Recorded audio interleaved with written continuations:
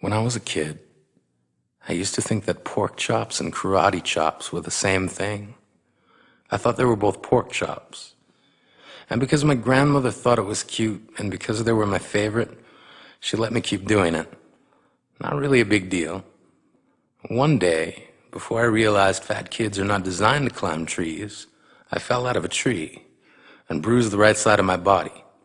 I didn't want to tell my grandmother about it because I was scared I'd get in trouble for playing somewhere I shouldn't have been. A few days later, the gym teacher noticed the bruise and I got sent to the principal's office. From there, I was sent to another small room with a really nice lady who asked me all kinds of questions about my life at home. I saw no reason to lie. As far as I was concerned, life was pretty good. I told her whenever I'm sad, my grandmother gives me karate chops. This led to a full-scale investigation, and I was removed from the house for 3 days until they finally decided to ask how I got the bruises.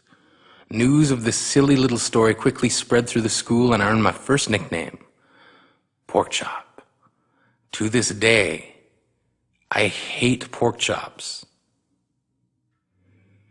I'm not the only kid who grew up this way, surrounded by people who used to say that rhyme about sticks and stones. As if broken bones hurt more than the names we got called, and we got called them all. So we grew up believing no one would ever fall in love with us, that we'd be lonely forever, that we'd never meet someone to make us feel like the sun was something they built for us in their tool shed. So broken heartstrings bled the blues as we tried to empty ourselves so we would feel nothing. Don't tell me that hurts less than a broken bone. That an ingrown life is something the surgeons can cut away, that there's no way for it to metastasize. It does. She was 8 years old. Our first day of grade 3 when she got called ugly. We both got moved to the back of class so we would stop getting bombarded by spitballs.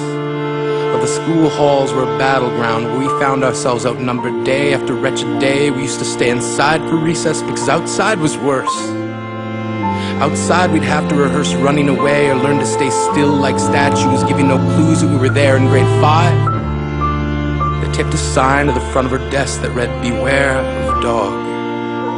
To this day, despite a loving husband, she doesn't think she's beautiful because of a birthmark that takes up a little less than half her face. Kids used to say she looks like a wrong answer that someone tried to erase but couldn't quite get the job done. And they'll never understand that she's raising 2 kids whose definition of beauty begins with the word mom. Because they see her heart before they see her skin, because she's only ever always been amazing. He was a broken branch grafted onto a different family tree. Adopted. Not because his parents opted for a different destiny. He was 3 when it became a mixed drink of 1 part left alone and 2 parts tragedy. Started therapy in 8th grade. Had a personality made up of tests and pills. Lived like the uphills were mountains and the downhills were cliffs. 4/5 suicidal, a tidal wave of antidepressants, and an adolescence being called pauper. 1 part because of the pills, 99 parts because of the cruelty. He tried to kill himself in grade 10 when a kid who could still go home to mom and dad had the audacity to tell him, "Get over it." As if depression is something that can be remedied by any of the contents found in a first aid kit. To this day, he is a stick of TNT lit from both ends. Could describe to in detail the way the sky bends in the moments before it's about to fall. And despite an army of friends who all call him an inspiration, he remains a conversation piece between people who can't understand. Sometimes being drug-free has less to do with addiction and more to do with sanity. We weren't the only kids who grew up this way. To this day, kids are still being called names.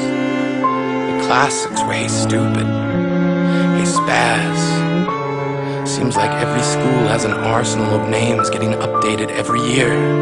And if a kid breaks in a school and no one around chooses to hear, do they make a sound? Or they're just background noise from a soundtrack stuck on repeat when people say things like kids can be cruel? Every school was a big top circus tent, And the pecking order went from acrobats to lion tamers, from clowns to carnies. All of these miles ahead of who we were freaks. Lobster claw boys and bearded ladies, oddities juggling depression and loneliness, playing solitaire, spin the bottle, trying to kiss the wounded parts of ourselves and heal. But at night, while the others slept, we kept walking the tightrope. It was practice, and yes, some of us fell. But I want to tell them that all of this is just debris left over when we finally decide to smash all the things we thought we used to be. And if you can't see anything beautiful about yourself, get a better mirror. Look a little closer. Stare a little longer. Because there's something inside you that made you keep trying despite everyone who told you to quit. You built a cast around your broken heart and signed it yourself. You signed it. They were raw. Because maybe you didn't belong to a group or a clique. Maybe they decided to pick you last for basketball or everything. Maybe you used to bring bruises and broken teeth to show and tell but never told. Because how can you hold your ground if everyone around you wants to bury you beneath it? You have to believe that they were wrong. They have to be wrong. Why else would we still be here? We grew up learning to cheer on the underdog because we see ourselves in them. We stem from a root planted in the belief that we are not what we were called. We are not abandoned cars stalled out and sitting empty on some highway. And if in some way we are, don't worry. We only got out to walk and get gas. We are graduating members from the class of We Made It. Not the faded echoes of voices crying out names will never hurt me. Of course, they did. But our lives will only ever always continue to be a balancing act that has less to do with pain and more to do with beauty.